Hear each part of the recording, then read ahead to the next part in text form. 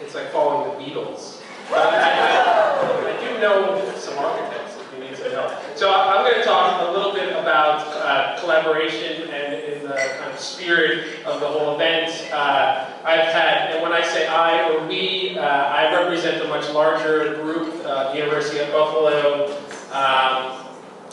colleagues Nick, all in the corner, Dan, Phil, Dave, our rendering specialist, among a bunch of other people. We've had the pleasure of collaborating with a really amazing corporation, the Rigidized Metal Corporation. And so we've been exploring the kind of link between academia and industry through really, really tight partnership. And so I think the big mission that we're trying to do is explore, as academics and as researchers, new modes of architectural practice. And so when we think about education, and these are examples of the type of work we do, we build things and then we break things, and we destroy things, and we use the building to do so.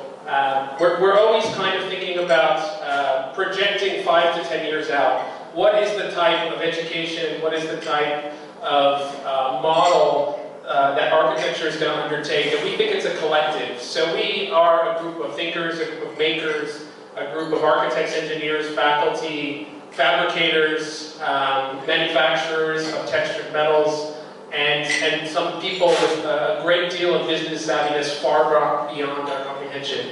So this project 2XMT that some of you may be familiar with is a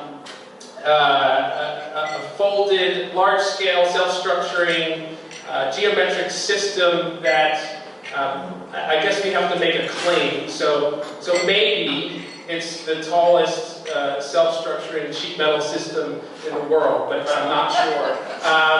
But you know, we can't ignore the backdrop of the kind of the grain elevators and the kind of inspiration that we drew. I think Beth summed this up way better than I ever will.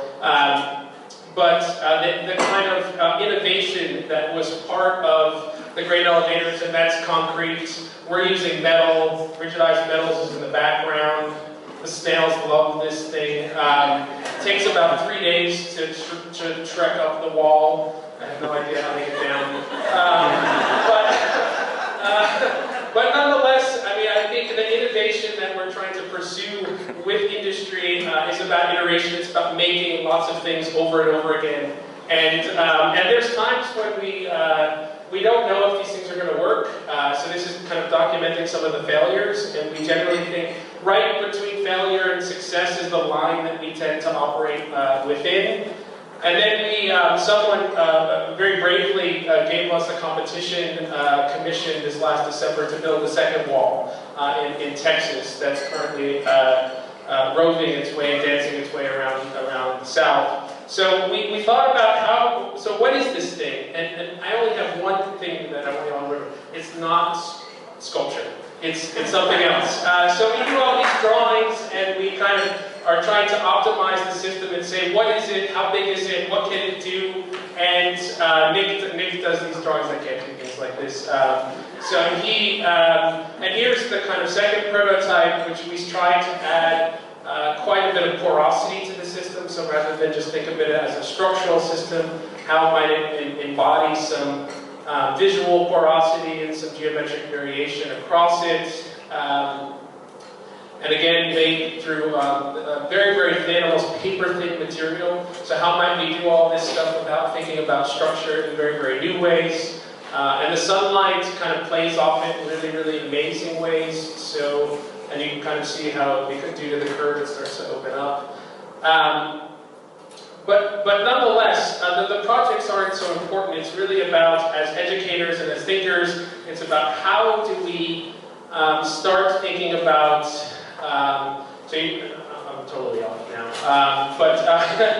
the texture and all the kind of visual qualities that come after the kind of geometry that we're exploring. So if geometry is the sort of language, then we're just trying a bunch of things out. So we thought about how the projects, we finally came to the conclusion, if this were a facade, how would we do it? And how would we make the system viable? So we began to think about inserting glazing. After all, we are architects and we do have to make things that tend to work. So here are our first prototypes that look at inserting glazing into the system. And then ultimately what this is leading towards is a kind of, I think, tightly packed relationship that will sustain itself in the long term. So we're trying to create, and then here's maybe a better image thinking about by David Heaton, how the things that we've been making might have some kind of viability, might have some purpose, might have some use. And so this is currently what we're working on, is a full-scale facade system that integrates glazing. And then in the spirit of collaboration, I'm going to run through it. Pardon me, I'm going to grab my beer for this moment.